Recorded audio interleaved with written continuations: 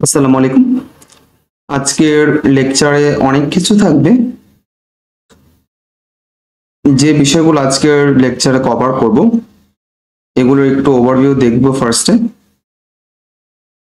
Identify a research topic, এটা mainly আজকে cover করব।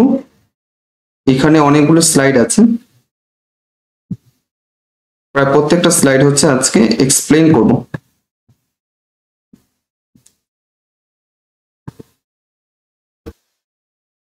আজকের লেকচার টপিক হচ্ছে আইডেন্টিফাই এ রিসার্চ টপিক, অর্থাৎ রিসার্চের কাজ করতে হলে প্রথমে একটা রিসার্চ টপিক আইডেন্টিফাই করতে হয় বা সিলেক্ট করতে হয়।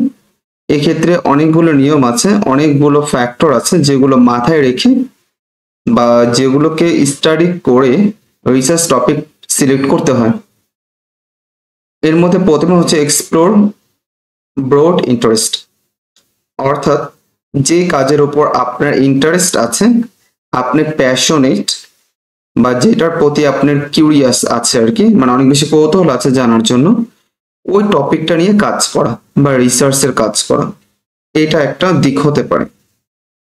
অর্থাৎ কিভাবে আপনি রিসার্চের টপিকটাকে সিলেক্ট করবেন আর কি, সেক্ষেত্রে বেশ কিছু পয়েন্ট মাথায় রাখতে হবে। তার মধ্যে প্রথম হচ্ছে যেটা আমরা বললাম এক্সপ্লোর ব্রড ইন্টারেস্ট, সেকেন্ড হচ্ছে রিভিউ রিসেন্ট লিটারেচার, অর্থাৎ এই যে 2 নাম্বার যে টপিক আছে, এটা যে বিষয় নিয়ে কাজ করতে চাচ্ছেন, রিসার্চ করতে চাচ্ছেন, ওই বিষয়ের প্রিভিয়াস যে পেপারগুলো আছে বা যে পেপারগুলো পাবলিশ হয়েছে ওগুলো একটু স্টাডি করা, সেগুলোকে একটু ভালো মতো দেখা। যেমন এটা রিভিউ আর্টিকেল হতে পারে, রিসার্চ আর্টিকেল হতে পারে, মেটা অ্যানালিসিস হতে পারে, বা যে কোনো একটা জার্নাল ডকুমেন্ট হতে পারে বা আর্টিকেল হতে পারে, এগুলো একটু দেখা আর কি, দেখে একটু আইডিয়া নিতে হবে। অর্থাৎ এই টপিক নিয়ে আমি কাজ করতে চাচ্ছি। 3 নাম্বার হচ্ছে আইডেন্টিফাই রিসার্চ গ্যাপ, অর্থাৎ যে পেপারে আপনি পড়েছেন, যে পেপারগুলো আপনি স্টাডি করেছেন, ওগুলোর মধ্যে দেখবেন বেশ কিছু রিসার্চ গ্যাপ দেওয়া আছে, অর্থাৎ তারা পেপারের মধ্যে বলে দেয় পরবর্তীতে কি নিয়ে কাজ করা যেতে পারে। সো ওই জায়গা থেকে আপনি রিসার্চ গ্যাপটাকে খুঁজে বের করবেন। এটা নর্মালি একদম পেপার শেষের দিকে দেওয়া থাকে, কনক্লুশন পার্ট বা ফিউচার ডিরেকশন বা ফিউচার পার্সপেক্টিভ, অথবা কখনো কখনো দেখা যায় যে ডিসকাশনের মধ্যেও দিয়ে দেয়। সো সেক্ষেত্রে ওই বিষয়গুলো একটু খেয়াল রাখবেন, রেখে আপনি যে টপিক নিয়ে কাজ করতে চাচ্ছেন ওরকম একটা রিসার্চ গ্যাপ খুঁজে বের করবেন পেপার থেকে। যেমন এটা করার জন্য review existing literature to find gap, যেটা আমরা মাত্র বললাম। এটার বিভিন্ন এখানে কোশ্চেন দেওয়া থাকতে পারে, কোশ্চেন নিয়ে কাজ করতে পারেন, বা বিভিন্ন ধরনের টেকনোলজিক্যাল যদি কোনো বিষয় থাকে বা একে ওপেন নিউ রিসার্চ পসিবিলিটি যদি থাকে, ওগুলো খুঁজে বের করবেন, যেটাকে আমরা বলছি রিসার্চ গ্যাপ। এটা খুঁজে বের করতে হবে। এটা হচ্ছে 3 নম্বর পয়েন্ট। অর্থাৎ প্রথম ছিল এক্সপ্লোর দ্য ব্রড ইন্টারেস্ট, যে বিষয়ে আপনার আগ্রহ। 2 নাম্বার হচ্ছে যে বিষয়ে আপনার আগ্রহ ওই বিষয়ে আপনি অনেক বেশি পড়াশোনা করবেন, পাবলিশকৃত আর্টিকেলগুলি দেখবেন। 3 নাম্বার হচ্ছে যে পেপারগুলো আপনি দেখবেন ওই পেপার থেকে রিসার্চ গ্যাপটাকে খুঁজে বের করা।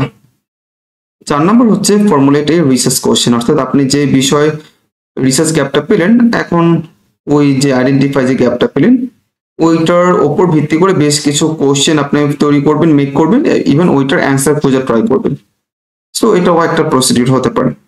এরপর হচ্ছে কনসিডার দি প্র্যাকটিক্যাল ইমপ্লিকেশন, অর্থাৎ আপনি এমন একটা টপিক নিয়ে কাজ করবেন বা রিসার্চ গ্যাপ খুঁজে বের করবেন যেটা আসলে রিয়েল ওয়ার্ল্ড অ্যাপ্লিকেশন আছে, অর্থাৎ যেটা মানব কল্যাণ ইউজ করতে পারবেন বা যেটা প্র্যাকটিক্যাল অ্যাপ্লিকেশনটা আছে আর কি।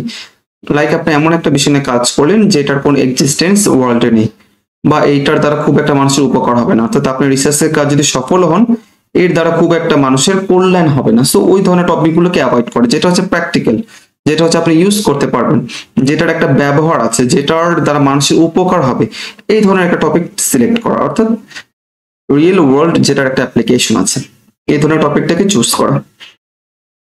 দেন হচ্ছে কনসাল্ট উইথ এক্সপার্ট, অর্থাৎ আপনি যে বিষয় নিয়ে কাজ করতে চাচ্ছেন, যে রিসার্চ গ্যাপটা খুঁজে বের করলেন, দেখলেন পেপার ওইটা ভালো, যে টপিকটা আমি সিলেক্ট করেছি।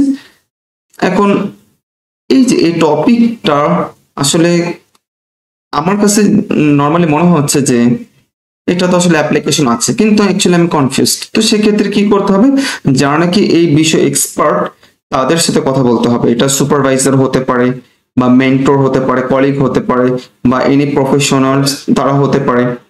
তো তাদের সাথে এই বিষয়টা নিয়ে স্টাডি করা, কথা বলা, যে আমি এটা নিয়ে আসলে কাজ করতে চাচ্ছি, তো আপনি তো এই বিষয়ে অনেক এক্সপার্ট, তো একটু আপনি যদি আমাকে সাজেস্ট করতেন এটা নিয়ে আমি কাজ করবো কিনা, রিসার্চ করবো কিনা।